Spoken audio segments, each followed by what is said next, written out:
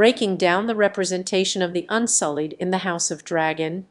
Welcome to Fandom Diaries, the podcast where we dive into the world of popular culture and explore the themes, symbols, and storytelling behind our favorite shows and movies.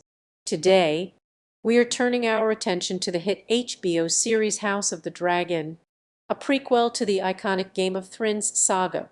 One of the most striking aspects of the show is its representation of the Unsullied, the armies of enslaved warriors who have been a part of the Game of Thrones universe since the early days of the series.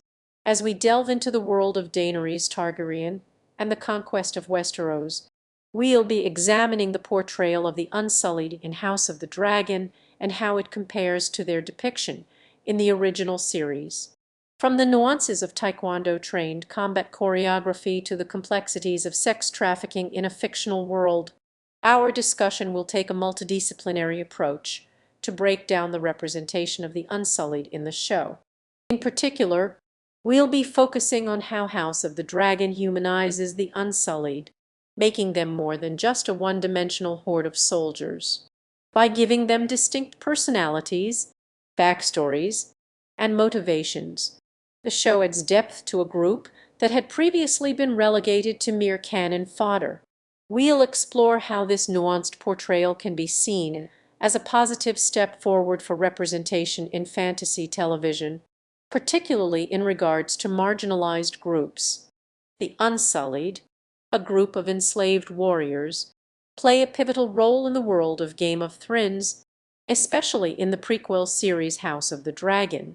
On the surface, they appear to be a straightforward example of the consequences of war, where soldiers are taken prisoner and forced into servitude as a result of their victories on the battlefield.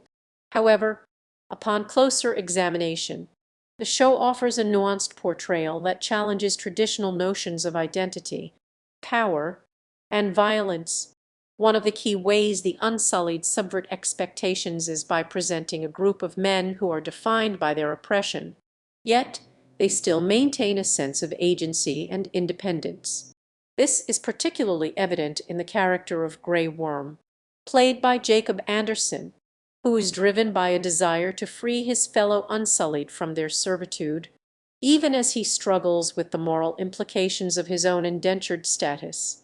This nuanced portrayal is also reflected in the show's depiction of the Unsullied as a community that has developed its own social structures and norms separate from their origins as enslaved soldiers. For example, the Unsullied have their own internal politics, with leaders and hierarchies that are distinct from the societies they serve. This is evident in the show's portrayal of the Unsullied leaders, such as Grey Worm, who are more than just simple enforcers of their master's will, but rather complex individuals with their own motivations and desires. By humanizing the Unsullied in this way, the show challenges traditional notions of power and identity, suggesting that even those who are marginalized and oppressed can still find ways to assert their agency and autonomy. Furthermore, the Unsullied's use of violence is also presented in a way that complicates traditional notions of heroism and villainy. While they are certainly brutal and effective fighters, they are also depicted as being driven by a desire to survive and protect themselves from those who would seek to harm them. This moral ambiguity is reflective of the larger themes of the show, which often blurs the lines between good and evil, power and vulnerability.